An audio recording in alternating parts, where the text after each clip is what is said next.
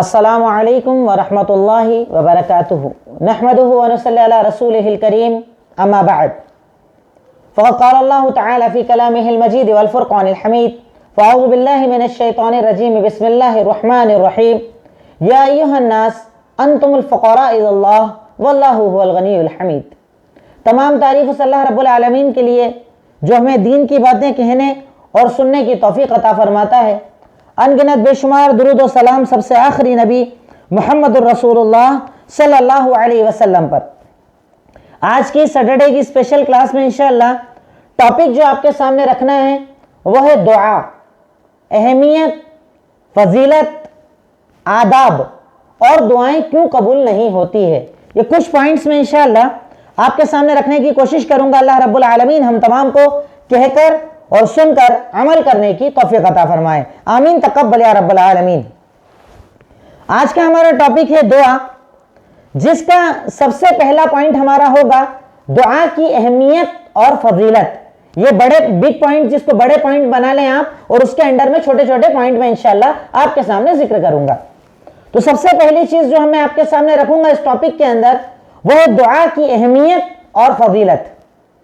آپ جانتے ہیں دعا مومن کے لیے سب سے عظیم چیز ہے، جس کے ذریعے وہ اپنے رب کے قریب ہو جاتا ہے، جس کے ذریعے وہ اپنے رب سے اپنی ہر چیز، ہر بات کو اپنے اللہ کے سامنے رکھتا ہے۔ اور اسی لیے شریعت مطہرہ نے دعا کو بہت زیادہ اہمیت دی ہے۔ اگر آپ قرآن و حدیث کو پڑھیں تو اللہ رب العالمین نے قرآن کے اندر کئی انبیاء کرام کی دعاؤں کا ذکر کیا۔ حضرت آدم کی دعا، حضرت نوح کی دعا، حضرت ابراہیم اور اسماعیل کی دعا، حضرت یونس کی مچھلی کے پیٹ کے اندر کی دعا، حضرت یعقوب کی بیٹے کی پریشانی کی دعا، الگ الگ انبیاء کرام، یہاں تک کہ محمد الرسول اللہ صلی اللہ علیہ وسلم کے اللہ تعالیٰ نے دعاؤں کا تذکرہ کیا۔ بتانا مقصد اہمیت، تو اگر آپ اس کی اہمیت اور فضیلت کو سمجھنا چاہتے ہیں تو سب سے پہلا پوائنٹ یہ کہ ہمارے انبیاء کرام بھی دعائیں مانگا کرتے تھے۔ یہ اہمیت کے لیے کافی ہے، کسی بھی چیز کی اہمیت کے لیے اتنا ہونا کافی ہے کہ انبیاء وہ عمل کر دیں تو وہ سب سے اہم عمل ہو جاتا ہے۔ اور اس کی اہمیت کی سب سے پہلی دلیل یہ ہے کہ انبیاء کرام دعائیں مانگا کرتے تھے۔ انبیاء کرام اللہ تعالیٰ کے آگے اپنے آپ کو جھکایا کرتے تھے، اللہ رب العالمین سے دعائیں مانگا کرتے تھے۔ یہ انبیاء کرام کا شیوا، انبیاء کرام کا طریقہ تھا۔ یعنی ہمارا سب سے پہلا پوائنٹ میں نے بتایا دعا کی اہمیت اور فضیلت، اور دعا کی اہمیت اور فضیلت اس ٹاپک کا، اس پوائنٹ کا پہلا پوائنٹ بنے گا۔ دعا کی اہمیت یہ ہے کہ انبیاء کرام دعا مانگا کرتے تھے، جس کے لیے مجھے دلیل بتانے کی ضرورت نہیں۔ آپ قرآن پورا کھول کر دیکھ لیں، احادیث پوری اٹھا کر دیکھ لیں، آپ کو دعاؤں کا انبار مل جائے گا۔ دوسرا پوائنٹ، دعا عبادت ہے۔ یعنی ایسا نہیں کہ ایک آدمی جب ہاتھ اٹھا رہا ہے، ایک آدمی جب سر جھکا رہا ہے، ایک آدمی جب رو رو کر اللہ تعالیٰ کے آگے کچھ مانگ رہا ہے تو کیا صرف وہ ایک دعا ہے؟ نہیں، دعا کو اللہ تعالیٰ نے ایک عبادت بنا دیا ہے۔ یعنی جب تک بندہ مومن دعا مانگتا ہے، ہاتھ اٹھاتا ہے، بنا ہاتھ اٹھائے مانگتا ہے، سجدے میں مانگتا ہے، جب تک وہ دعائیں مانگتا ہے گویا کہ وہ عبادت کر رہا ہے۔ اللہ تعالیٰ اسے عبادت کا ثواب عطا کرتے ہیں، کیونکہ اللہ تعالیٰ نبی نے ارشاد فرمایا الدعاء هو العبادہ۔ پوائنٹ نمبر 2، دعا عبادت ہے، اور اس کی دلیل صحیح الجامع حدیث نمبر 3407، اللہ کے نبی کا فرمان دعا عبادت ہے۔ اللہ تعالیٰ نے اس دعا کو عبادت بنایا ہے۔ سوچئے نا، مانگ میں اپنی ضرورت رہا ہوں، پکار اپنے رب کو رہا ہوں، کسی کو اولاد چاہیے، کسی کو کاروبار چاہیے، کسی کو پریشانیوں کا حل چاہیے، کسی کو ایگزام میں کامیابی چاہیے، کسی کو نکاح کرنا ہے۔ یعنی انسان اپنی ضرورتیں مانگ رہا ہے اور اللہ تعالیٰ اس ضرورت کے مانگنے کو عبادت بنا دے۔ اس رب سے بڑا رحیم کون ہوگا؟ اس رب سے بڑا کرم کرنے والا کون ہوگا کہ میں اپنی ضرورتیں مانگ رہا ہوں اور میرا رب مجھے عبادت کا ثواب دے رہا ہے؟ یقیناً وہ رب بڑا کریم، بڑا رحیم ہے۔ اسی پوائنٹ کی دوسری دلیل سورہ غافر آیت نمبر 60، یعنی پوائنٹ نمبر 2 دعا عبادت ہے، اس کی دوسری دلیل سورہ غافر آیت نمبر 60، اللہ رب العالمین کا فرمان وَقَالَ رَبُّكُمْ ادْعُونِي أَسْتَجِبْ لَكُمْ إِنَّ الَّذِينَ يَسْتَكْبِرُونَ عَنْ عِبَادَتِي سَيَدْخُلُونَ جَهَنَّمَ دَاخِرِينَ۔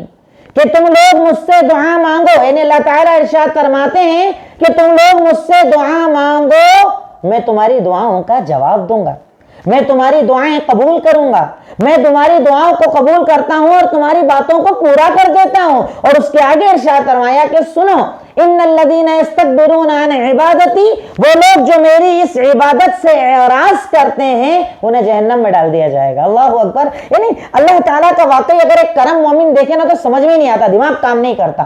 کیا رب ہے ہمارا، کیا رب کا سسٹم ہے ہمارا کہ دنیا کے اندر اگر آپ کسی سے مانگو تو وہ ناراض ہو جاتا ہے، اور ہمارا وہ رب کہ نہ مانگو تو ناراض ہو جاتا ہے۔ اللہ اکبر۔ کتنا ہمیں اس سے مانگنا چاہیے، کتنی دعائیں مانگنا چاہیے کہ اللہ تعالیٰ قرآن کریم کی اس آیت کے اندر ارشاد فرما رہے ہیں کہ تم لوگ مجھ سے دعا مانگو، میں دعائیں سنوں گا، اور جو لوگ دعائیں نہیں مانگتے ہیں اللہ تعالیٰ کہتا ہے وہ جہنمی ہو جائیں گے۔ مطلب ان کے اندر تکبر ہے، ایگو ہے، ایٹیٹیوڈ ہے، وہ اپنے آپ کو بڑا سمجھتے ہیں، انہیں لگتا ہے ہمیں اللہ تعالیٰ سے مانگنے کی ضرورت نہیں ہے۔ تو اللہ تعالیٰ کہتے ہیں کہ اگر کوئی دعا نہیں مانگتا تو گویا کہ اس کے اندر تکبر ہے اور وہ جہنم اپنا ٹھکانہ بنا رہا ہے۔ یہ دعا کی اہمیت ہے کہ دعا مانگنا گویا کہ آپ اللہ تعالیٰ کو تسلیم کر رہے ہو، آپ اللہ تعالیٰ کے آگے جھک رہے ہو، آپ اللہ تعالیٰ سے مانگ رہے ہو، اور اللہ رب العالمین ایسے بندوں کو پسند فرماتے ہیں جو ان سے مانگے اور ان کے آگے جھکے۔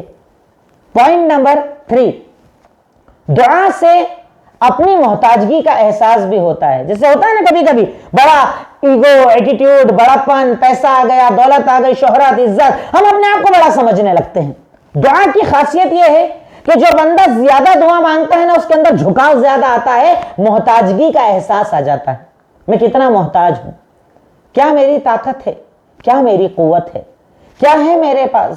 جان اللہ کی، زندگی اللہ کی، سانسیں اللہ کی، دھڑکن اللہ کی، پیسہ اللہ کا، اولاد اللہ کی، چاہے تو دے چاہے تو لے۔ پر یہ سب کب ہوتا ہے کہ جب بندہ دعا مانگتا ہے تو اس کے اندر محتاجگی کا احساس آ جاتا ہے کہ میں کتنا محتاج ہوں، میں کتنا ضرورت مند ہوں، مجھے اپنے اللہ کو کتنا پکارنا چاہیے، جس کے بارے میں اللہ تعالیٰ سورہ فاطر آیت نمبر 15 کے اندر ارشاد فرماتے ہیں، یا ایھا الناس انتم الفقراء الی اللہ واللہ هو الغنی الحمید۔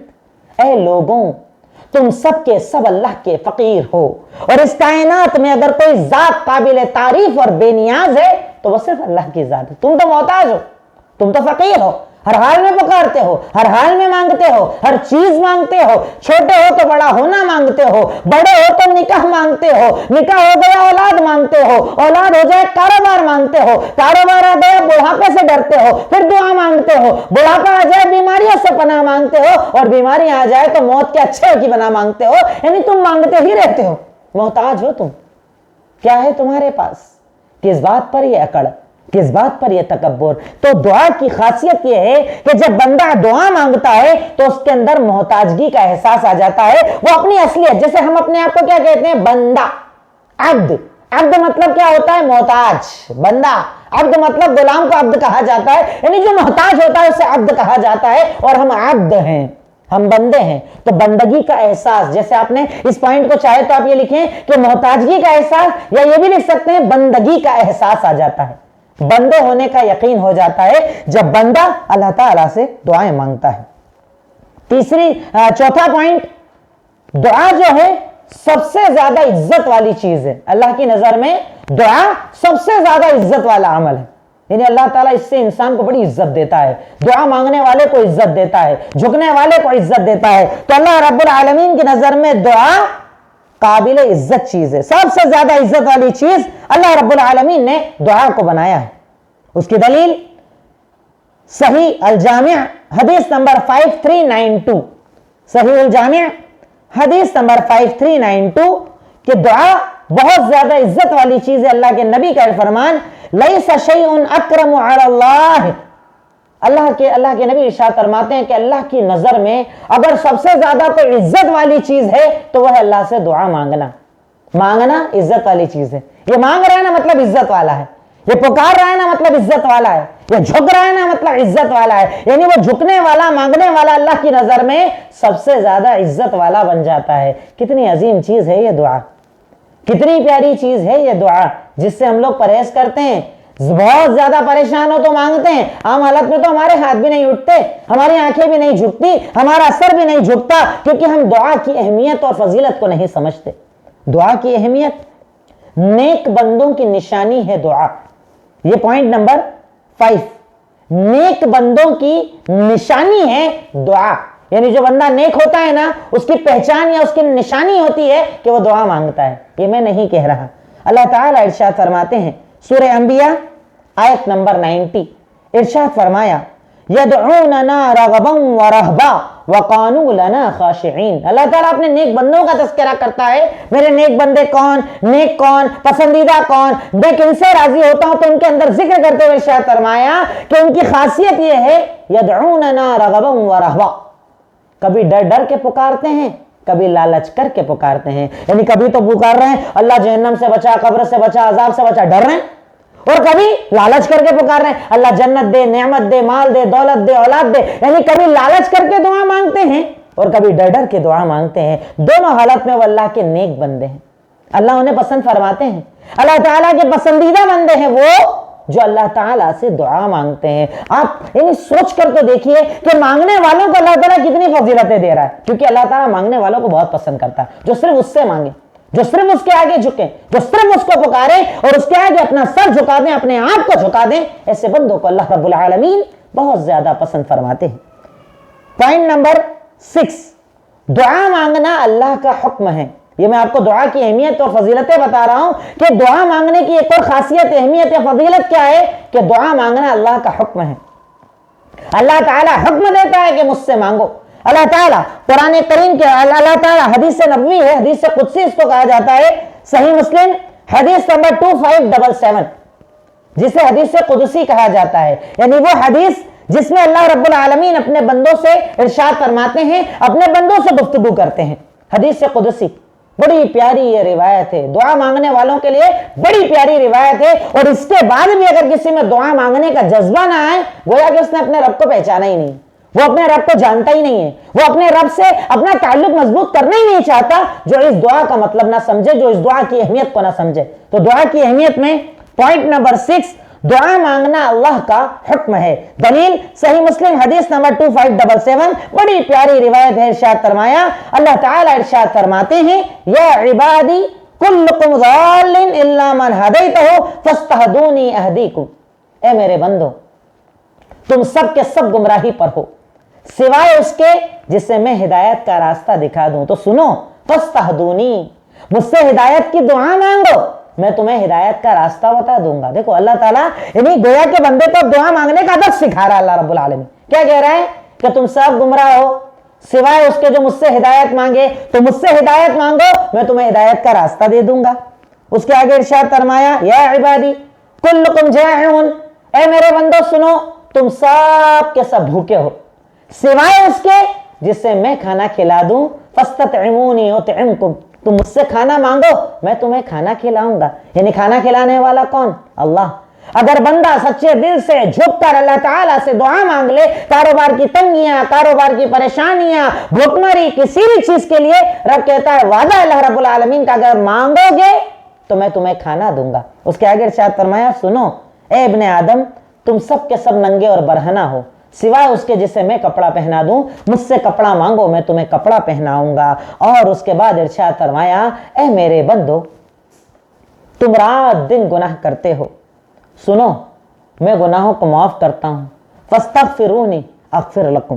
تم مجھ سے مغفرت کی دعا بھی کیا کرو، اپنے گناہوں کو یاد کیا کرو، اپنی خطاؤں کو یاد کیا کرو، میں تمہارے گناہوں کو معاف کر دوں گا. کیسا ہے یہ رب، کیا ہے اس کی رحمت، کیا ہے اس کا انداز کہ کہہ رہا ہے ہدایت مانگو راستہ دکھا دوں گا، بھوکے ہو کھانا کھلا دوں گا، پیاسے ہو پانی پلا دوں گا، ننگے ہو کپڑا پہنا دوں گا، اور کتنے بھی گناہ کر لو معافی مانگو میں تمہارے گناہوں کو معاف فرما دوں گا. کیا ہے ہمارا رب، کیا ہے رب کی عظمت کہ وہ گنہگار بندوں کو کہہ رہا ہے کہ مانگو معافی، میں تمہارے گناہوں کو معاف کر دوں گا. تو ہم دعا اس لیے بھی کرتے ہیں کیونکہ ہمارا رب ہمیں دعا مانگنے کا حکم دیتا ہے، ہمیں بولتا ہے کہ تم مجھ سے دعا مانگو. اس لیے ہمیں اللہ تعالیٰ سے دعا کرنا چاہیے. کچھ پوائنٹس میں ہر یعنی انشاءاللہ ٹاپک کے اوپر الگ الگ حصوں کے اندر بات رکھوں گا انشاءاللہ، تاکہ زیادہ باتوں کو ہم کور کر پائیں انشاءاللہ اس ٹاپک کے اندر. نیکسٹ پہلا پوائنٹ میرا تھا دعا کی اہمیت اور فضیلت. دوسری چیز، دعا صرف اللہ رب العالمین قبول کرنے والا ہے. دعا صرف اللہ رب العالمین قبول کرنے والا ہے۔ اب یہاں پر ایک سوال پیدا ہو سکتا ہے، ایک آدمی گرجا گھر میں مانگتا ہے، ایک آدمی مندروں پر جا کر مانگتا ہے، فلاں جگہ جھکتا ہے، فلاں جگہ مانگتا ہے، اور اس کے بعد کہتا ہے میری دعا قبول ہو گئی، میرے مسئلے حل ہو گئے، مجھے یہاں اولاد ہو گئی، میرے یہاں یہ نہیں ہو رہا تھا وہ ہو گیا۔ تو کیا اس کا مطلب دعا قبول کرنے والا کوئی اور بھی ہے؟ سب سے پہلی چیز، دعا قبول کرنے والا صرف اللہ ہے۔ پر فرق یہ ہے کہ جب بندہ صرف اللہ سے مانگتا ہے تو اللہ اسے دنیا بھی دیتا ہے اور انشاءاللہ جنت بھی دے گا، پر جب بندہ اللہ کے علاوہ غیروں کے در پر جاتا ہے، اللہ اسے دنیا میں تو سب کچھ دے گا پر آخرت میں اس کے لیے صرف جہنم ہوگا، کیونکہ دعا کا قبول کرنے والا صرف اللہ ہے۔ یہ میں نہیں کہتا، کسی مولوی کا قول نہیں، خود اللہ رب العالمین قرآن کریم میں ارشاد فرماتے ہیں، سورہ نمل آیت نمبر 62۔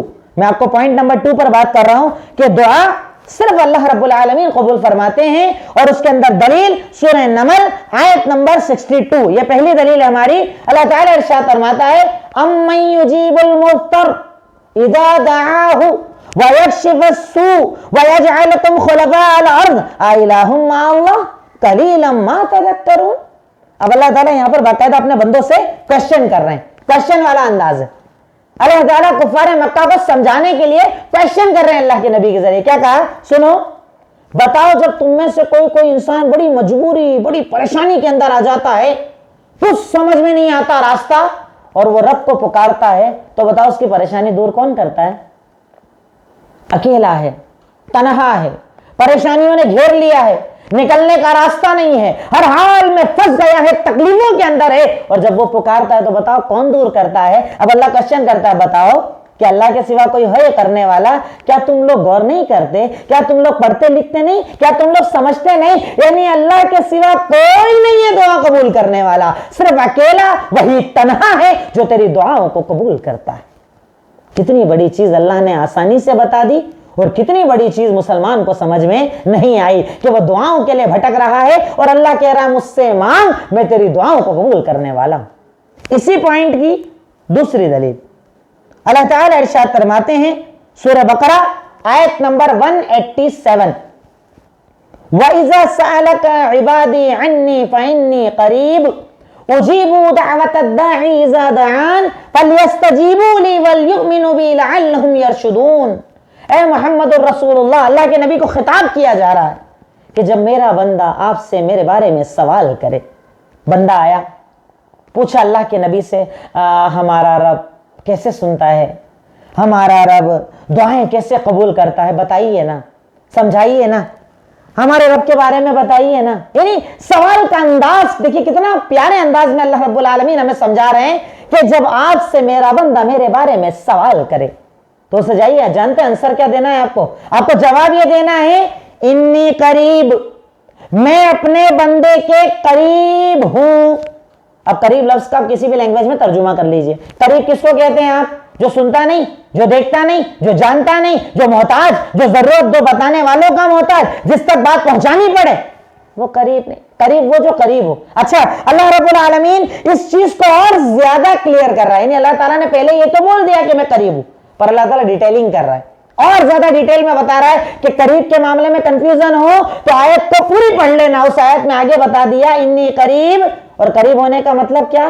اجیب دعوت الداعی اذا دعان، جب مجھے پکارنے والا پکارتا ہے نا، دعا مانگتا ہے نا، میں اس کی دعائیں قبول کرتا ہوں، جواب دیتا ہوں۔ اجیب دعوت الداعی اذا دعان فلیستجیبوا لی ولیؤمنوا بی لعلہم یرشدون۔ تو چاہیے کہ یہ مجھے پکاریں، چاہیے کہ یہ مجھ سے دعائیں مانگے، شاید کہ ہدایت کے راستے پر آ جائے۔ مجھے یعنی تعجب ہوتا ہے، اتنی کلیئر قرآن کی آیت۔ چلو حدیث میں لوگ کنفیوژن پیدا کرتے ہیں، حدیث میں لوگ شک پیدا کرتے ہیں، صحیح حدیثوں کے وہ منکر ہو جاتے ہیں، پر اس قرآن کا کون انکار کر سکتا ہے جس قرآن میں کھلے الفاظ میں اللہ رب العالمین یہ ارشاد فرما رہے ہیں کہ میں اپنے بندوں کے قریب ہوں، اور قریب ہونے کا مطلب یہ ہے کہ میں سنتا ہوں، جانتا ہوں، دیتا ہوں، عطا کرتا ہوں۔ چاہیے مجھ سے دعا مانگیں، مجھے پکاریں، میرے آگے سوال کریں، میں ان کے ہر سوال کا جواب دوں گا, ان کی ساری دعائیں قبول کر لوں گا. میں نے پوائنٹ نمبر 2 بتایا کہ دعاؤں کا سننے والا صرف اللہ رب العالمین ہے, اور اس کے اندر میں نے 2 دلیلیں آپ کو دے دی تاکہ آپ کو پتا چل جائے, اور ایک تیسری دلیل ساتھ میں اور لکھ لیجئے, کیونکہ اس پوائنٹ کی میں آگے تھوڑی سی ڈیٹیل بتاؤں گا, کیونکہ ہمارے یہاں لوگ بڑے کنفیوز ہیں. مسلمان اللہ کو نہیں پکارتے, جگہ جگہ جا کر اللہ کو تلاش کرتے. وہ اللہ جو بول رہا ہے میں قریب, اسے نہیں پکارتے, پتہ نہیں کہاں کہاں جا کر اللہ کو تلاش کرتے. اللہ تعالیٰ کتنے قریب ہے اس کی 2 دلیلیں میں نے آپ کو دے دی. تیسری دلیل اسی پوائنٹ کے اندر لکھیے, سورہ قاف آیت نمبر 16.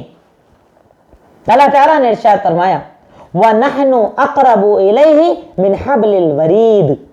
اللہ تعالیٰ کہتا ہے کہ میں انسان کے اندر کیا چل رہا سب جانتا ہوں, سب مجھے پتا ہے, ہر چیز میں جانتا ہوں. اور اس کے آگے کیا ارشاد فرمایا, ہم جو ہے انسان کی شہرک سے زیادہ اس کے قریب ہے. شہرک مطلب جو بکرا وغیرہ ذبح کرتے جس کو آپ کاٹتے ہیں نا, شہرک جسے بولا جاتا ہے, مین جو ویسل ہوتی ہے, مین جو اپنی رگ ہوتی ہے, رگے جہاں بھی جس کو کہا جاتا ہے, اللہ تعالیٰ کہہ رہا ہم اس سے بھی زیادہ قریب. اب بتائیے اس سے زیادہ قریب کیا ہوگا آپ کے, کہ جس کے لیے آپ کو بھٹکنا پڑے گا, جس کے لیے آپ کو ادھر ادھر جانا پڑے گا, وہ کتنا قریب ہے, وہ کیسا سننے والا ہے, وہ کیسا جاننے والا ہے کہ وہ اپنے بندوں کو بول رہا پکارو نا, مانگو نا, سوال کرو نا, میں دوں گا. پر بندہ بول رہا نہیں میں تو اس سے نہیں مانگوں گا, میں تو بھٹک بھٹک کے تیرے پاس آؤں گا. اب یہاں پر یہ پوائنٹ نمبر 2 ہے. اس کے بعد پوائنٹ نمبر 3 لکھیے. ایک سوال جو ہمارے ذہن کے اندر پیدا ہوتا ہے, میں گنہگار ہوں, اللہ کو کیسے پکاروں؟ چاہے تو آپ سوال لکھ لیجئے, چاہے تو آپ پوائنٹ بنا لیجئے. پوائنٹ نمبر 3 میں چاہ رہا ہوں دیکھیے اس ٹاپک کو جتنا زیادہ ہو سکے انشاءاللہ باتیں آپ کے سامنے آئیں تاکہ کنفیوژن بھی تھوڑے سے کلیئر ہو جائے. پہلی چیز میں نے بتا دی دعا کی اہمیت و فضیلت. دوسری چیز میں نے بتا دی دعا کا قبول کرنے والا کون, صرف اللہ. تو اب کہیں اور آپ مانگ ہی نہیں سکتے جب صرف وہی اکیلا ہے تو ٹھیک ہے. تیسری چیز, میں گنہگار ہوں, اللہ کو کیسے پکاروں؟ ہمارے یہاں ایک سوال ہوتا ہے, ارے اپن تو اتنے گنہگار, اتنے خطا کار, اتنی غلطیاں کرنے والے, کیسے اللہ کو پکاریں گے, کیسے اللہ سے مانگیں گے, ادھر ادھر تو جانا ہی پڑے گا, راستہ تو تلاش کرنا ہی پڑے گا. اس کے اندر میں ایک مثال آپ کو دیتا ہوں, لکھ لیجئے کہ کیا گنہگار اللہ سے دعا نہیں کر سکتا؟ کلیئر قرآن کی دلیل. میں آپ کو کہیں اور بھٹکا نہیں رہا ہوں, ادھر ادھر کے دلیلوں میں پریشان ہونا پڑے. کلیئر قرآن کی باتیں میں آپ کے سامنے رکھ رہا ہوں تاکہ سمجھنے میں بات آسانی سے انشاءاللہ آ جائے. دلیل اس پوائنٹ کے اندر لکھیے کہ اللہ تعالیٰ گنہگاروں کی دعائیں قبول کرتا ہے. میں گنہگار ہوں, دعائیں کیسے مانگوں؟ تو اس سوال کا جواب, اللہ تعالیٰ گنہگاروں کی دعائیں قبول کرتا ہے. کنفیوز مت ہوئیے, بالکل ٹینشن مت لیجئے. اب تک غلطیاں کی ہے, توبہ استغفار کر کے آ جائیے, جس دن آؤ گے اسی دن اللہ قبول کرے گا انشاءاللہ. ارے آپ گنہگار ہو کر توبہ کر رہے ہو, اللہ قبول نہ کرے. اور میں آپ کو مثال اس کی دے رہا ہوں جس نے گناہ کر کے توبہ بھی نہیں کی اور اللہ نے پھر بھی دعا قبول کی. گناہ کرا, توبہ بھی نہیں کری اور اس کے بعد دعا مانگی, تب بھی اللہ نے اس کی دعا قبول کر لی. اب ہم اگر گناہ ایکسپٹ کر رہے ہیں, اقرار کر رہے ہیں, اس کے بعد مانگے اور اللہ ہماری نہ سنے, یہ بات کہنے والا مولوی بھی جھوٹا, عالم بھی جھوٹا, مفتی بھی جھوٹا, دنیا جھوٹی, کیونکہ اللہ کا کلام کبھی بھی جھوٹا نہیں ہو سکتا. میں گنہگار ہوں, میں اللہ کو کیسے پکاروں؟ ارے اللہ تعالیٰ گنہگاروں کی زیادہ سنتا ہے. اور میں مثال اس کی دے رہا ہوں جس نے گناہ کر کے توبہ بھی نہیں کی, پھر بھی اللہ نے دعا قبول کی, اور اس کا نام ہے ابلیس. اس سے بڑا گنہگار کوئی مومن اپنے آپ کو یہ بولتا ہے کہ صاحب میں تو ابلیس سے بھی بڑا گنہگار ہوں؟ کوئی نہیں بولتا. پر ابلیس کے بارے میں اللہ رب العالمین قرآن کریم میں ارشاد فرماتے ہیں, سورہ زمر آیت نمبر 53. سورہ زمر آیت نمبر 53. ابلیس نے پہلے تو گناہ کیا, غلطی کی, آدم کو سجدہ نہیں کیا. اللہ نے بولا کیوں نہیں کر رہا, آرگیومنٹ کیا, اور اس کے بعد توبہ بھی نہیں کی. پر جب دیکھا اللہ ناراض ہو گیا, عذاب دے سکتا ہے, تب اللہ سے دعا مانگی اور اللہ نے اس کی دعا قبول کی. ہم تو اس سے کم گنہگار ہیں نا, ہم کہاں اتنے بڑے گنہگار ہیں. ہم بھی سچے دل سے جھک جائیں گے نا, انشاءاللہ اللہ رب العالمین ہماری دعا قبول کریں گے. دلیل سورہ زمر آیت نمبر 53, اللہ تعالیٰ کا فرمان. اللہ تعالیٰ پہلے تو انہیں ابلیس والی دلیل میں آپ کو بعد میں دوں گا, اس کے پہلے دلیل اللہ تعالیٰ ارشاد فرماتا ہے کہ میں گنہگاروں کی دعا سنتا ہوں. یہ آپ نے وہ پوائنٹ لکھ لیا تو پہلے اسی کو کلیئر کر لیجئے. پوائنٹ نمبر 1 آپ اسی کو بنا لیجئے کہ اللہ تعالیٰ نے ابلیس کی دعا کو قبول کیا. سورہ اعراف آیت نمبر 14-15, اس میں آیت نمبر چینج کر لیجئے گا آپ. سورہ ابلیس کی دعا اللہ نے قبول کی, سورہ اعراف آیت نمبر 14-15, کہ جب اللہ تعالیٰ اس سے ناراض ہو گیا اور اللہ تعالیٰ نے کہا, یعنی اسے لگا کہ اللہ تعالیٰ ناراض ہو گئے, اللہ تعالیٰ پتہ نہیں مجھے عذاب دے دیں گے, تو اللہ تعالیٰ سے کیا بولتا ہے, رب انظرنی الی یوم یبعثون, اے اللہ مجھے قیامت تک کی مہلت دے دے. دعا مانگ لی, توبہ بھی نہیں کر رہا ہے, استغفار بھی نہیں کر رہا, گنہگار ہے, خطاکار ہے, اللہ کو ناراض کرنے والا, اللہ کے سامنے تکبر کرنے والا, آرگیومنٹ کرنے والا, اور اللہ سے بول رہا اللہ مجھے قیامت تک کی مہلت دے دے. اللہ نے بولا فَإِنَّكَ مِنَ الْمُنظَرِينَ, دے دی مہلت. گنہگار کی دعا سن لی اللہ نے. اور ہم تو بول رہے ہیں کہ گناہ کر کے توبہ کرتے ہوئے جاؤ, ارے تب تو اور زیادہ قبول کرے گا انشاءاللہ اللہ رب العالمین. اس سوال کا جواب کہ میں گنہگار ہوں اللہ سے کیسے مانگوں, پہلا جواب اللہ نے ابلیس کی دعا کو قبول کیا. دوسرا جواب گنہگاروں کی اللہ تعالیٰ سنتا ہے, اللہ تعالیٰ گنہگاروں کی سنتا ہے. دلیل سورہ زمر آیت نمبر 53, جو پہلے دلیل بتائی اس میں لکھ لیجئے گا. سورہ زمر آیت نمبر 53, اللہ تعالیٰ کا فرمان قُلْ يَا عِبَادِيَ الَّذِينَ أَسْرَفُوا عَلَىٰ أَنفُسِهِمْ لَا تَقْنَطُوا مِن رَحْمَةِ اللَّهِ إِنَّ اللَّهَ يَغْفِرُ الذُّنُوبَ جَمِيعًا. اے وہ لوگوں جنہوں نے اپنے نفسوں پر بڑا ظلم کر لیا ہے, خوب گناہ, خطا, غلطی, حرام, سب کچھ کر لیا, سارے گناہ کر لیے, پر اللہ تعالیٰ کیا کہہ رہے ہیں؟ دیکھیے اپنے گنہگار بندوں سے اللہ کتنے پیارے انداز میں بات کر رہا ہے. اے وہ میرے بندوں جنہوں نے اپنے نفسوں پر ظلم کر لیا ہے, اللہ کی رحمت سے مایوس مت ہونا. وہ رحیم ہے, وہ غفور ہے, وہ غفار ہے. اللہ تعالیٰ ڈیٹیل میں اس آیت کے اندر کہہ رہا ہے کہ تم اللہ کی رحمت سے مایوس مت ہونا.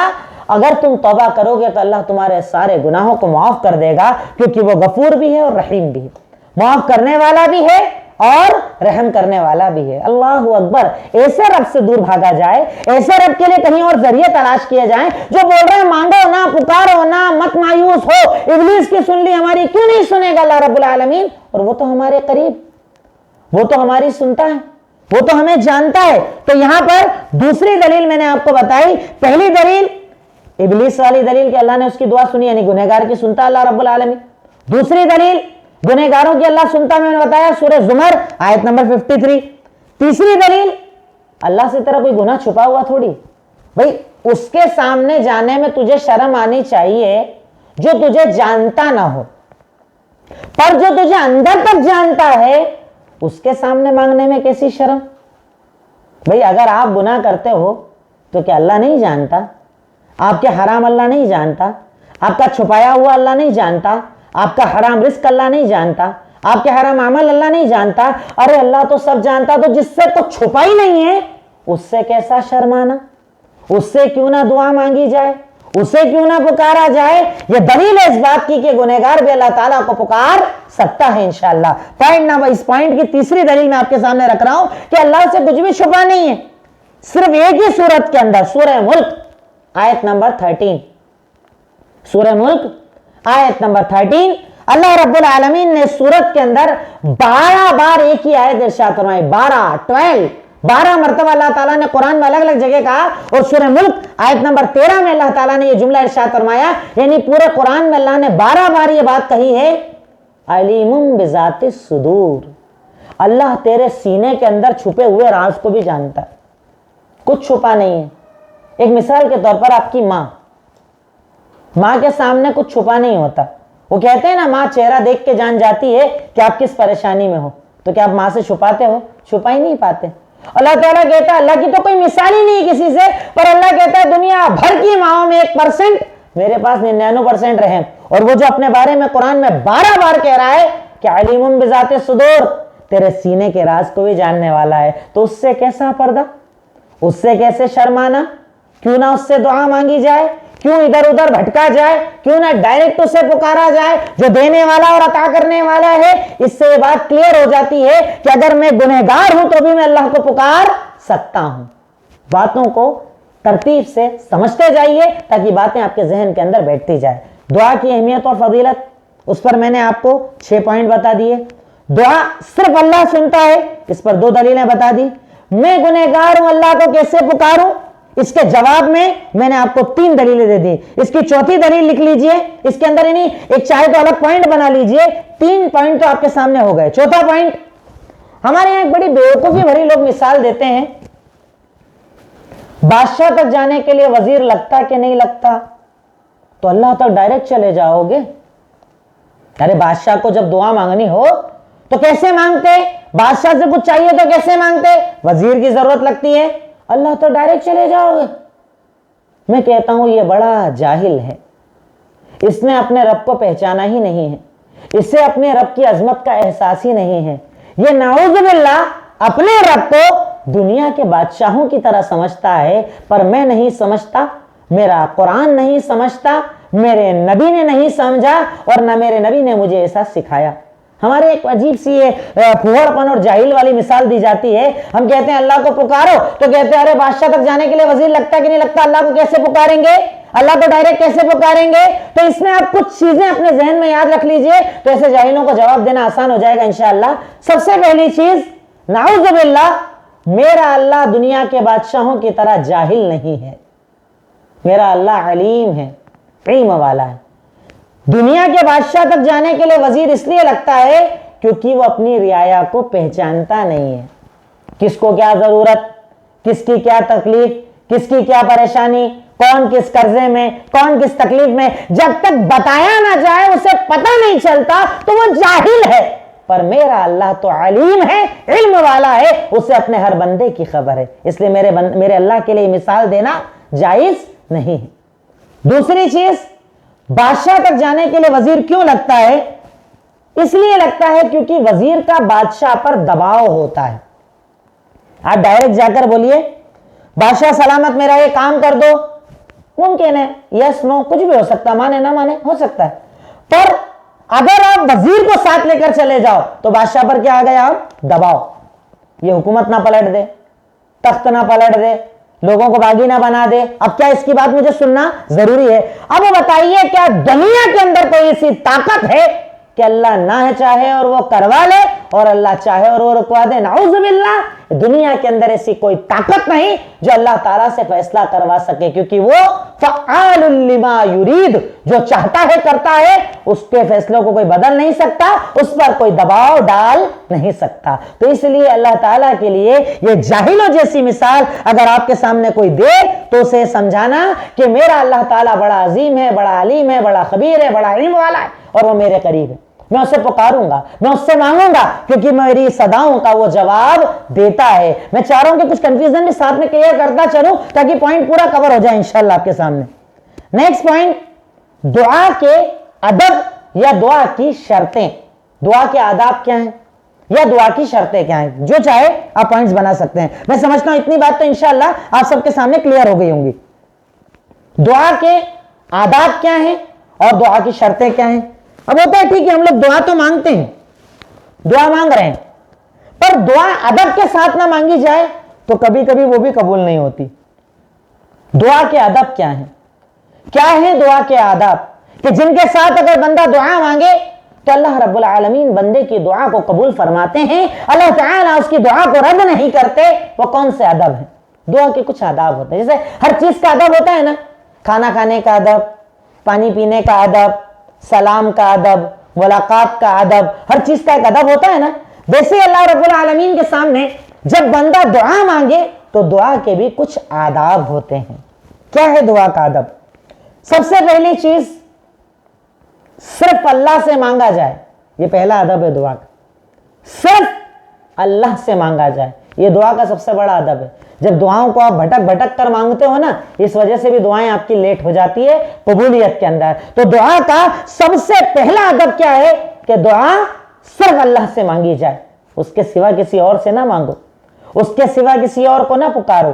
اگر ایسا کرو گے تو ہو سکتا ہے دعائیں اللہ قبول کر کے دنیا میں دے دے، آخرت میں تو کوئی بدلہ ملنے والا نہیں ہے۔ سب سے پہلا ادب کہ دعا صرف اللہ سے مانگی جائے۔ دوسرا ادب، اللہ کی عظمت کو یاد کرتے ہوئے دعا مانگی جائے، اللہ کی عظمت کو یاد کرتے ہوئے دعا مانگی جائے۔ جیسے کئی بار ہوتا ہے ہم لوگ دعا مانگتے ہیں پر اندر میں ایک ذرا کنفیوژن ہوتا ہے، 10 لاکھ کا قرضہ ہے، اللہ سے دعا تو کر رہا ہوں اللہ دور کر دے، پر رستہ تو کوئی ہے ہی نہیں، نہ دکان میں مال ہے، نہ بینک میں پیمنٹ ہے، نہ کس سے لینا ہے، تو ہوگا کدھر سے؟ پر اس ٹائم آپ اللہ کی عظمت کو یاد کرو، وہ جو آسمانوں کو چلانے والا، زمین کا پھیلانے والا، سمندر کو سنبھالنے والا، بارش کا برسانے والا، سورج چاند کی گردشوں کو بنانے والا، اس جسم کے اندر زندگی اور جان ڈالنے والا، آنکھوں کا کام، کانوں کا کام، جسم کا کام، یہ سارے کاموں کو سسٹم سے چلانے والا، وہ اللہ سے میں دعا کر رہا ہوں جس کے لیے کچھ ناممکن نہیں ہے، ہر چیز پاسبل ہے۔ وہ غیب سے راستے بنا سکتا ہے, وہ اندھیروں میں اجالے بنا سکتا ہے, وہ رات میں دن اور دن میں رات بنا سکتا ہے. اس کی عظمت کو یاد کرتے ہوئے مجھ سے دعا مانگو کہ اس کے لیے کیا امپاسبل ہے. میرا قرضہ میرے لیے بڑا, میری بیماری میرے لیے بڑی, میری تکلیف میرے لیے بڑی, میرا دشمن میرے لیے بڑا, پر میرے اللہ کے لیے کن فیکون ہو جاتا ہے, اس کے لیے کچھ بڑا نہیں ہے. یہ احساس ہونا چاہیے. دعا کے ادب کے اندر یہ دوسری چیز ہے کہ اللہ کی عظمت کا احساس رکھا جائے. یعنی یہ مت دیکھو کہ میں کیا مانگ رہا ہوں, یہ دیکھو میں کس سے مانگ رہا ہوں. جس سے مانگ رہا ہوں نا اس کے لیے کچھ بھی نہ نہیں ہے, سب ہاں. جو چاہے کر سکتا ہے, اسے کوئی روکنے والا نہیں. تو دعا کا پہلا ادب یہ ہے کہ صرف اللہ سے مانگی جائے. دوسرا ادب یہ ہے کہ دعا مانگتے وقت اللہ تعالیٰ کی عظمت کا احساس دل میں رکھا جائے. تیسرا ادب باوضو ہو اور پاکیزہ ہو. جیسے تو آپ کبھی بھی مانگے, لیٹ کر مانگے, کھڑے ہو کر مانگے, چلتے مانگے, بیٹھ کر مانگے, پاکی میں ناپاکی میں, ہر وقت سنتا ہے, پر ہر چیز کا ایک ادب ہوتا ہے. تو دعا کا ادب یہ ہے کہ باوضو ہو کر دعا مانگی جائے, آپ وضو سے ہو.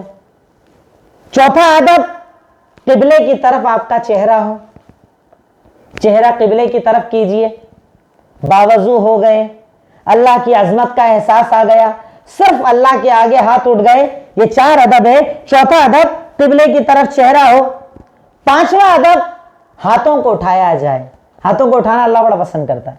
یا تو سر کو جھکا لیا جائے یا ہاتھوں کو اٹھا لیا جائے. اس سے پتہ ہے آپ دیکھنا ہاتھوں کو اٹھانے سے ایک آٹومیٹک عاجزی کا احساس ہونے لگتا ہے. ایک ہاتھ پھیلاتے ہیں تو عاجزی آتی ہے نا, یا تو 2 ہاتھ پھیلا دی, 2 ہاتھ پھیلا کر عاجزی کا احساس, کمزوری کا احساس, بندے ہونے کا احساس بندے کے اندر آ جاتا ہے. یہ دعا کا 5واں ادب ہے کہ دعا کے لیے ہاتھوں کو اٹھایا جائے. چھٹا ادب, اب جب آپ دعا مانگنا شروع کریں تو سب سے پہلے آپ کیا کریں گے؟ اللہ کی تعریف, یا اللہ کے ناموں کا وسیلہ, چاہے آپ جو لکھ لیں اس پوائنٹ کے اندر, اللہ کی تعریف یا اللہ کے ناموں کا استعمال کرنا, اللہ کے ناموں کا وسیلہ لگانا. یہ پوائنٹ نمبر 6 ہے ہمارا. اللہ کے ناموں کا وسیلہ لگائے یا اللہ کی تعریف کرے. اور دیکھیے دعا کا ادب سیکھنا ہے نا, سورہ فاتحہ پڑھ لو. پوری دعا کا طریقہ سکھایا ہے. کیسے دعا مانگ رہے ہو آپ؟ الحمدللہ رب العالمین الرحمن الرحیم مالک یوم الدین. آپ کیا کر رہے ہو؟ اللہ کے ناموں کا وسیلہ, اس کی صفت کا وسیلہ. تمام تعریف اس اللہ کے لیے جو سارے عالموں کا رب ہے, وہ رحمان ہے, وہ رحیم ہے, وہ قیامت کے دن کا مالک. کر لیا آپ نے. یعنی آپ جب دعا مانگو تو دعا کے آداب میں سے ایک ادب ہے اللہ کے ناموں کا وسیلہ لگاؤ. جو مانگنا ہے نا دعا کے اکارڈنگ اللہ کے ناموں کا استعمال. اے رزاق روزی دے, اے غفار گناہ معاف کر, اے رحمان رحم فرما. جو ضرورت ہو ویسے ناموں کو پکارا جائے, کیونکہ اللہ کے نبی نے, اللہ رب العالمین نے قرآن سورہ اعراف آیت نمبر 180 کے اندر ارشاد فرمایا وَلِلَّهِ الْأَسْمَاءُ الْحُسْنَى فَادْعُوهُ بِهَا. اللہ تعالیٰ کے پیارے پیارے نام ہیں, اس کے ذریعے تم اللہ سے دعا مانگا کرو. یعنی دعا کے ادب میں سے ایک طریقہ یہ ہے کہ اللہ تعالیٰ کے ناموں کا وسیلہ لگایا جائے. اللہ کے 99 نام ہیں, یاد کر ڈالو ان کو, یاد کر کے اللہ تعالیٰ سے دعا مانگو. انشاءاللہ آپ کی دعائیں اللہ رب العالمین قبول فرمائیں گے. سورہ اعراف آیت نمبر 180. نیکسٹ اس کے بعد ادب نمبر 7, درود پڑھا جائے. درود بھی بہت بڑی چیز ہے. کئی لوگ یہ سوچتے ہیں کہ درود پڑھو تو ٹھیک, نہیں پڑھو تو ٹھیک. ارے درود کے بنا تو کچھ کام ہوتا ہی نہیں ہے. نماز میں درود ضروری, دعا میں درود ضروری, دن رات درود ضروری. درود سے رحم آتا ہے, درود سے دل نرم ہوتا ہے, درود سے سکون آتا ہے, درود سے گناہ معاف ہوتے ہیں. کبھی اللہ نے موقع دیا تو انشاءاللہ الگ سے درود پر ایک بیان آپ کے سامنے کروں گا. پر درود پڑھنا دعا کے اندر ضروری ہے, کیونکہ اگر درود نہ پڑھی جائے تو اللہ دعا قبول نہیں کرتا. درود شرط ہے کہ آپ دعا کے اندر درود پڑھیں. آپ سب سے پہلے میں نے آپ کو پوائنٹ بتایا, صرف اللہ سے مانگے, اللہ کی عظمت کا احساس کریں, وضو بنائیں, قبلے کی طرف چہرہ کریں, ہاتھ اٹھائیں, اللہ کے ناموں کا وسیلہ لگائیں, پھر اس کے بعد درود پڑھیں. اب درود پڑھنے کے بعد آپ چاہیں تو اپنی نیکیوں کا وسیلہ بھی لگا سکتے ہیں, پر یہ افضل چیز نہیں ہے, پر چاہے تو نیکی کا وسیلہ لگا سکتا ہے. اللہ عبادت تیرے لیے کرتا ہوں, اللہ نماز تیرے لیے پڑھتا ہوں, اللہ تعالیٰ ہر نیک کام تیرے لیے کرتا ہوں, تو ہی میرا مالک, تو ہی میرا خالق. تو چاہے تو آدمی اپنی نیکیوں کا وسیلہ بھی لگا سکتا ہے. اور نیکسٹ استغفار اور توبہ. پہلے اپنے گناہوں سے معافی مانگو. اللہ میں بڑا خطا کار، میں گنہگار، میں نے یہ کیا وہ کیا، یہ کرتا ہوں وہ کرتا ہوں، پر اب تیرے سامنے آ گیا ہوں، اللہ مجھے معاف کر دے، اللہ جہنم سے دور کر دے، اللہ جنت دے دے، اللہ عذاب قبر سے بچا لے، اللہ کاروبار آسان کر دے، اللہ پریشانیاں دور کر دے، اللہ نکاح رشتے کرا دے۔ جو آپ کو مانگنا ہے ان ادب کے بعد انشاءاللہ آپ اپنی دعا مانگے اور انشاءاللہ اللہ رب العالمین آپ کی دعاؤں کو قبول فرمائیں گے۔ انشاءاللہ اللہ رب العالمین ضرور اس دعا کو قبول فرمائیں گے اور اللہ تعالیٰ آپ کی دعا کو کبھی بھی رد انشاءاللہ نہیں کریں گے۔ 10واں ادب، دعا کے اندر جلدی نہ کی جائے، جلد بازی نہیں ہونا چاہیے۔ بس مانگا 2 دن ہوئے، ارے قبول ہی نہیں ہو رہی ہے، ارے دعا ہی نہیں سنی جا رہی ہے، مانگ رہے ہیں پر اللہ تعالیٰ کی طرف سے جواب ہی نہیں آ رہا، تو کیا یہ ضروری ہے جیسے آپ مانگو ویسے ہی آ جائے؟ دعا میں جلدی نہ کی جائے۔ یہ دعا کے ادب میں سے ایک ادب ہے، آداب میں سے ایک ادب ہے کہ دعا میں جلدی نہ کی جائے، دعا کے رزلٹ میں جلدی نہ کی جائے۔ اور اس کے بارے میں آپ چاہیں تو ایک روایت بھی لکھ لیجئے دلیل کے اندر، صحیح بخاری حدیث نمبر 6340۔ دعا میں جلد بازی نہ کی جائے، یہ دعا کے آداب میں سے ایک ادب ہے۔ اللہ کے نبی نے ارشاد فرمایا یستجاب لأحدکم ما لم یعجل، تم میں سے جب تک کوئی دعا میں جلد بازی نہیں کرتا تب تک اللہ اس کی دعا قبول کرتا ہے۔ یعنی آپ نے مانگا اور آپ کو فوراً رزلٹ چاہیے تو اللہ دعا قبول نہیں کرتا، پر جو بندہ مانگے اور صبر کرے اللہ تعالیٰ اس کی دعاؤں کو قبول انشاءاللہ کرتا ہے اور اللہ رب العالمین اس کی دعاؤں کا جواب الحمدللہ دیتا ہے۔ یہ دعاؤں کے آداب میں سے ایک ادب ہے کہ دعاؤں کے اندر جلد بازی نہ کی جائے۔ نیکسٹ پوائنٹ نمبر 11، قبولیت کا یقین ہونا چاہیے۔ یعنی ایسا نہیں کہ مانگ رہے ہیں ٹھیک ہے ہو بھی جائے نہیں بھی ہو چلے گا، کنفیوژن نہیں، کلیئر ہونا چاہیے قبول ہوگی ہی ہوگی انشاءاللہ۔ کیوں نہیں ہوگی قبول؟ میرا اللہ میرے ساتھ، میرا رب میرے ساتھ، میں اپنے اللہ کا بندہ، میں اس کے آگے جھکنے والا، میں اس سے مانگنے والا، وہ نہیں قبول کرے گا تو کون قبول کرے گا؟ وہی دینے والا، وہی عطا کرنے والا۔ یعنی جب آپ دعا کریں تو قبولیت کا یقین ہونا چاہیے کہ انشاءاللہ اللہ رب العالمین میری دعا قبول کرے گا۔ قبولیت کا یقین ہونا چاہیے، یہ بھی شرط ہے دعا کے قبولیت کے اندر یا دعا کے آداب میں سے، جس کی دلیل ہے سنن ترمذی حدیث نمبر 245۔ قبولیت کا یقین ہو۔ اللہ کے نبی ارشاد فرماتے ہیں ادعوا اللہ وانتم موقنون بالاجابہ، اللہ سے دعائیں مانگو پر شرط یہ ہے کہ تمہیں قبولیت کا یقین ہونا چاہیے کہ اللہ قبول کرے گا انشاءاللہ، اللہ سنے گا ہی سنے گا انشاءاللہ، اللہ تعالیٰ میری دعاؤں کو قبول کرے گا۔ یعنی دعاؤں کی قبولیت کا یقین ہونا چاہیے جب بندہ مومن اللہ تعالیٰ سے دعا مانگے۔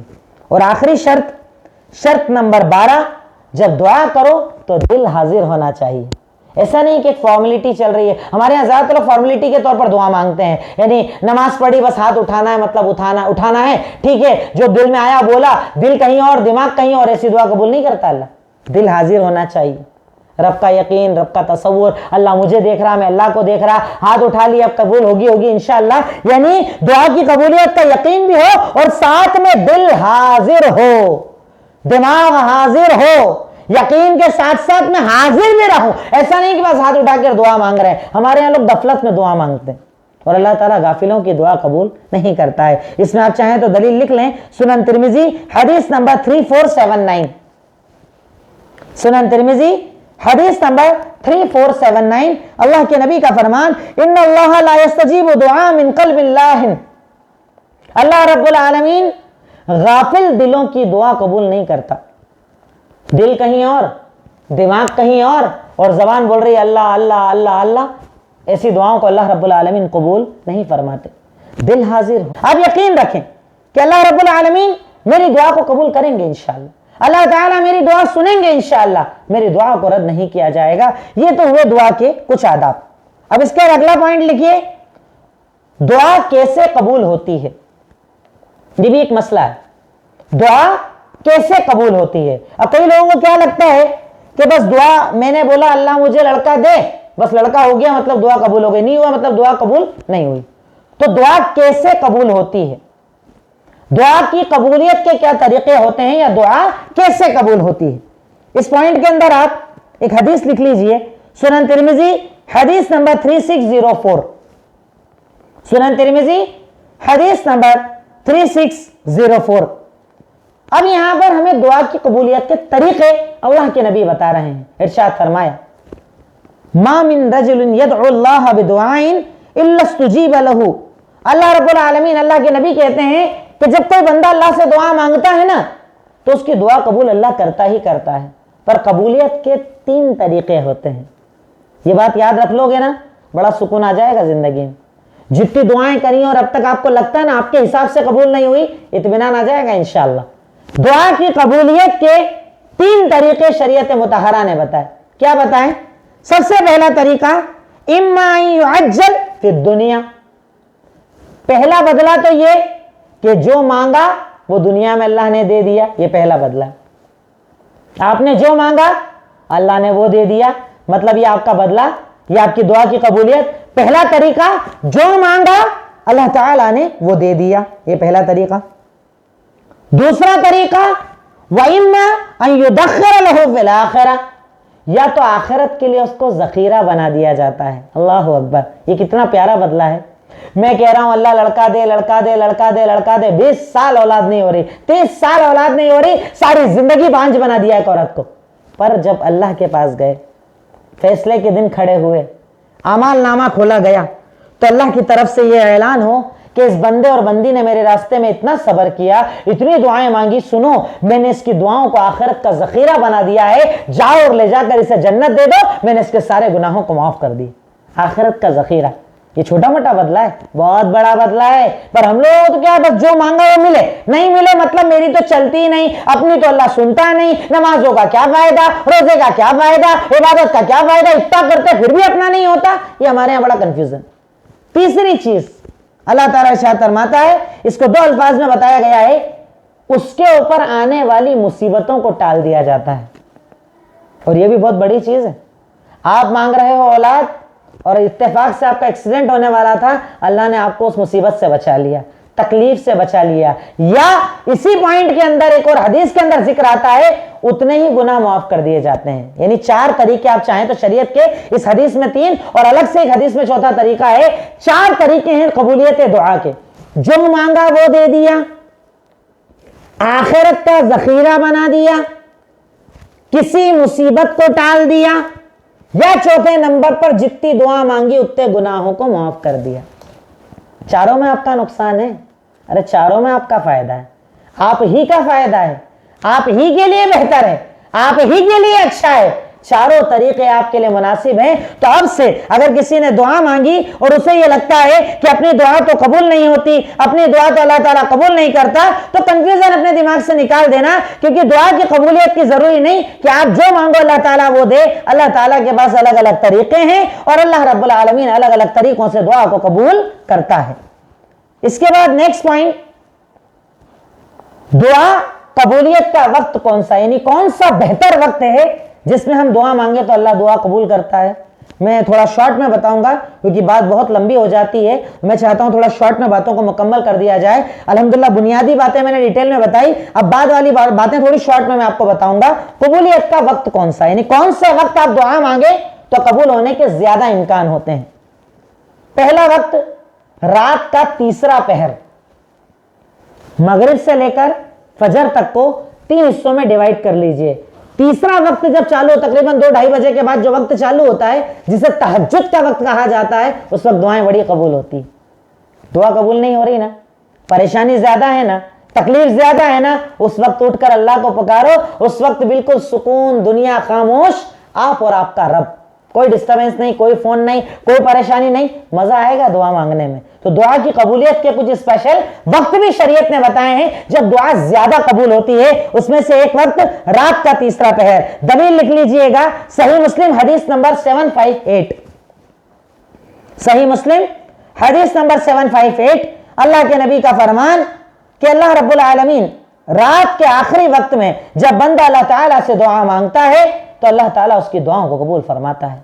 इंतहाई करीब हो जाता है बंदे के, आसमान दुनिया पर नाजिल हो जाता है और कहता है कौन है मांगने वाला मैं उसकी सुन लूं, कौन है पुकारने वाला मैं उसे दे दूं। और हम सोए पड़े फजर तहज्जुद सब छोड़कर, और अल्लाह ताला कह रहा उस वक्त दुआ मांगो, मैं तुम्हारी दुआओं को इंशाअल्लाह कबूल करूंगा। तो रात का तीसरा पहर, सही मुस्लिम हदीस नंबर 758, अल्लाह ताला दुआओं को बहुत ज्यादा कबूल करता है। दूसरा वक्त अजान और इकामत के बीच का वक्त, जैसे अजान सुनते हैं आप और जब तक इकामत ना हो जाए उसके बीच के टाइम में अल्लाह ताला दुआओं को बहुत ज्यादा कबूल फरमाते हैं। دلیل صحیح الجامع حدیث نمبر 3408. صحیح الجامع حدیث نمبر 3408. اللہ کے نبی کا فرمان الدعاء لا يرد بین الاذان والاقامہ. اذان اور اقامت کے بیچ جو دعا مانگی جائے اللہ اس دعا کو رد نہیں کرتا, اللہ اس دعا کو قبول کر لیتا ہے. تو آپ اذان جیسی ختم ہو دعا مانگو تو انشاءاللہ اللہ تعالیٰ آپ کی دعا کو قبول کرے گا. تیسرا وقت مسجد کے اندر دعا کرنا, یعنی مسجد میں اگر اللہ آپ کو موقع دے تو مسجد کے اندر جا کر دعا کرنا, اس سے بھی اللہ تعالیٰ بہت زیادہ قبول کرتا ہے, کیونکہ مقام ہی الگ ہوتا ہے نا, اس مقام کے اندر اللہ تعالیٰ دعاؤں کو زیادہ قبول کرتا ہے. مسجد کی دعا. چوتھا پوائنٹ سجدے کی حالت میں دعا. سجدے کی حالت میں دعا, اسے بھی اللہ تعالیٰ بہت زیادہ قبول کرتا ہے. دلیل لکھ لیجئے گا صحیح مسلم حدیث نمبر 482. اس میں آپ کو وقت بھی بتا رہا ہوں اور حالت بھی بتا رہا ہوں جس میں دعائیں زیادہ قبول ہوتی ہے, سجدے میں دعا. اس کے بعد 5 نمبر فرض نماز کے فوراً بعد کی دعا. جیسے آپ نے فرض نماز پڑھی, نماز ختم ہوئی اور اس کے بعد فوراً آپ جو دعا مانگے اللہ رب العالمین آپ کی دعا کو قبول کرتا ہے. فرض نماز کے بعد کی دعا اللہ تعالیٰ اس دعا کو بہت زیادہ قبول فرماتا ہے. تو آپ جب بھی نماز پڑھیں نماز کے بعد رو کر, ہاتھ اٹھا کر, گڑگڑا کر اللہ رب العالمین سے دعا مانگے, انشاءاللہ اللہ رب العالمین آپ کی دعا کو قبول کرے گا. اسی طریقے سے 6 نمبر جب بارش ہوتی ہے نا تب کی دعا. بارش نازل ہو رہی ہے اس وقت کی دعا کو بھی اللہ بہت زیادہ قبول کرتا ہے. دلیل صحیح الجامع حدیث نمبر 3078. بارش کے وقت کی دعا, جب بارش نازل ہو رہی ہے اس دن کی دعا کو اللہ تعالیٰ بہت زیادہ قبول فرماتا ہے. صحیح الجامع حدیث نمبر 3078. اس کے بعد 7 نمبر جمعہ کے دن کی دعا, جس میں کچھ وقت بھی بتایا گیا ہے, عصر سے مغرب کا وقت یا امام کے منبر پر بیٹھنے سے نماز تک کا وقت. یہ اسپیشل وقت کچھ علماء نے بتایا ہے, پر عمومی طور پر پورے جمعہ کے اندر ایک گھڑی ایسی ہوتی ہے جو دعا مانگو گے اللہ قبول کر لیتا ہے. تو جمعہ کے دن کی دعا, جمعہ کے دن جو دعا مانگی جائے اللہ رب العالمین اس دعا کو قبول فرماتے ہیں. صحیح مسلم حدیث نمبر 852. اور آخری عرفہ کے دن کی دعا. عرفہ کے میدان میں ہو تو بھی دعا اور عرفہ کے دن کی بھی بعض علماء نے کہا ہے دعا. عرفہ مطلب 9 ذی الحج جو بھی آنے والا ہے, 9 تاریخ ذی الحج کی عرفہ کا دن, اس دن ہم روزہ بھی رکھتے ہیں اور اس دن اگر آپ دعا مانگیں تو اللہ تعالیٰ دعاؤں کو بہت زیادہ قبول فرماتا ہے. صحیح الجامع حدیث نمبر 3274. 3274.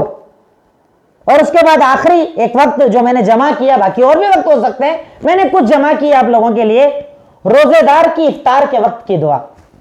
کوئی بھی روزہ آپ نے رکھا ہے, 8واں 9واں وقت میں بتا رہا ہوں, روزے دار کے افطار کے وقت کی دعا. اللہ رب العالمین اس دعا کو بھی بہت زیادہ قبول فرماتے ہیں. کچھ وقت اسپیشل ہوتے ہیں, پر ایسا نہیں کہ وہی وقت. آپ جب بھی پکاریں, جیسے بھی پکاریں, کھڑے ہو کر, بیٹھ کر, لیٹ کر, اشارے سے, زبان سے, دھیرے, تیز, ہر حال میں اللہ تعالیٰ سنتا ہے, ہر حال میں اللہ تعالیٰ قبول فرماتا ہے. ادب کو سمجھیے, طریقوں کو سمجھیے, اپنے آپ کو شرک سے بچائیے, توحید پر رہ کر اللہ تعالیٰ سے دعا مانگیے. انشاءاللہ اللہ رب العالمین آپ کی جائز تمناؤں کو پورا کرے گا. اللہ رب العالمین آپ کی حلال دعاؤں کو سنے گا, اور دعاؤں کو اگر طریقے سے مانگا جائے گا تو انشاءاللہ اللہ رب العالمین آپ کی ہر دعا کا جواب دے گا. اس طریقے پر اگر دعائیں مانگی جائے تو انشاءاللہ اللہ رب العالمین دعاؤں کو قبول فرماتا ہے. اللہ تعالی ہماری بھی دعائیں قبول فرمائے گا انشاءاللہ, پر ہمیں اس کے لیے کوشش کرنا پڑے گی. ایک آخری پوائنٹ پر میں اپنی بات ختم کروں گا کہ دعا کیوں قبول نہیں ہوتی. یہ بھی بڑا اہم پوائنٹ ہے. بھئی ہم دعا تو مانگ رہے ہیں, قبول ہی نہیں ہوتی, پکار رہے ہیں, قبول ہی نہیں ہوتی, تو دعائیں کیوں قبول نہیں ہوتی ہیں؟ بھئی ہو سکتا ہے اپنے اندر فالٹ ہو اور اپنے الزام قدرت کو دے رہے ہیں, اللہ کو دے رہے ہیں, نعوذ باللہ, فالٹ تو اپنے پاس ہے. دعائیں کیوں قبول نہیں ہوتی؟ لاسٹ پوائنٹ ہے میرا انشاءاللہ.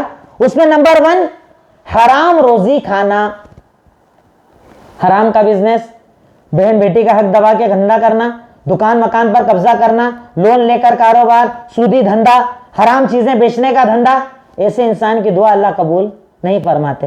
یہ میں نہیں کہہ رہا، دلیل صحیح مسلم کی ایک مشہور روایت ہے جس کے اندر اللہ کے نبی صلی اللہ علیہ وسلم نے ارشاد فرمایا، ایک انسان کا ذکر کیا، ایک آدمی ہے، لمبا سفر کر کے آتا ہے، سر پر گندگی لگی ہے، کپڑے گندے ہو چکے ہیں، ہاتھ اٹھا کر عمرے اور حج کے اندر اللہ سے کہتا ہے اے رب میری دعا سن، اے رب میری دعا سن، اور اللہ تعالیٰ کہتا ہے کھانا حرام، پانی حرام، کپڑا حرام، سفر کر کے آیا تو راستے پہ پیسہ جو لگایا وہ حرام، کیسے میں اس کی دعا سنوں؟ حرام کھانے والے کی اللہ تعالیٰ دعائیں قبول نہیں کرتا۔ اپنے رزق کو چیک کرو، کاروبار کو چیک کرو، اگر آپ ماں ہو، بہن ہو، بیٹی ہو، بیوی ہو، اپنے گھر میں روزی لانے والے سے سوال کرو کہ روزی کہاں سے لاتے ہو، ذریعہ کیا ہے، طریقہ کیا ہے، کاروبار حلال ہے یا حرام ہے، کیونکہ وہ اگر حرام کھلائے گا تو آپ میں سے کسی کی بھی دعا قبول نہیں ہوگی۔ حرام رزق کھانے والے کی دعا قبول نہیں ہوتی۔ نیکسٹ پوائنٹ نمبر 2، جلد باز کی، کیونکہ میں اس کی دلیلیں پیچھے آپ کو سب کی بتا چکا ہوں، اس لیے میں صرف پوائنٹ بتا دیتا ہوں، پوائنٹ ذہن میں رکھنا۔ جلد باز کی دعا اللہ تعالیٰ قبول نہیں کرتا، جو جلدی کرتا ہے دعا کے اندر، مانگا دو ابھی حال دو، ایسی دعا نہیں، دعا کرنے کے بعد اللہ تعالیٰ پر چھوڑ دیجئے جو اس کا فیصلہ۔ جلد بازی کی دعا قبول کب نہیں ہوتی؟ جب دعا کے اندر جلد بازی ہوتی ہے۔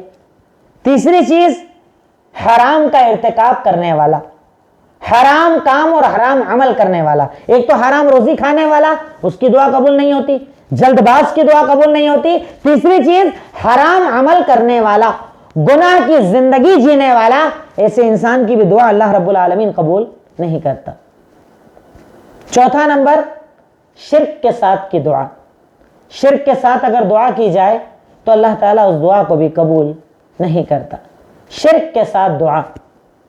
اس کے بعد نیکسٹ پوائنٹ، غفلت میں کی گئی دعا، جو میں نے آپ کو یہ سارے پوائنٹ میں آپ کو بتا چکا ہوں ادب کے اندر۔ اب بے ادبی جو ہوگی تو قبول نہیں ہوگی۔ غفلت میں دعا کہ مانگ تو رہے پر دماغ کہیں اور، دل کہیں اور، غفلت کی دعا اللہ تعالیٰ قبول نہیں کرتا۔ آخری پوائنٹ، امر بالمعروف اور نہی عن المنکر نہ کرنے والا۔ یہ بڑا اہم پوائنٹ ہے۔ آپ کو اسلام نے حکم دیا ہے دین کی دعوت کا کام کرو، جو دین کی دعوت کا کام نہیں کرتا اللہ اس کی دعا قبول نہیں کرتا۔ یہ میں نہیں کہہ رہا، سنن ترمذی حدیث نمبر 2163۔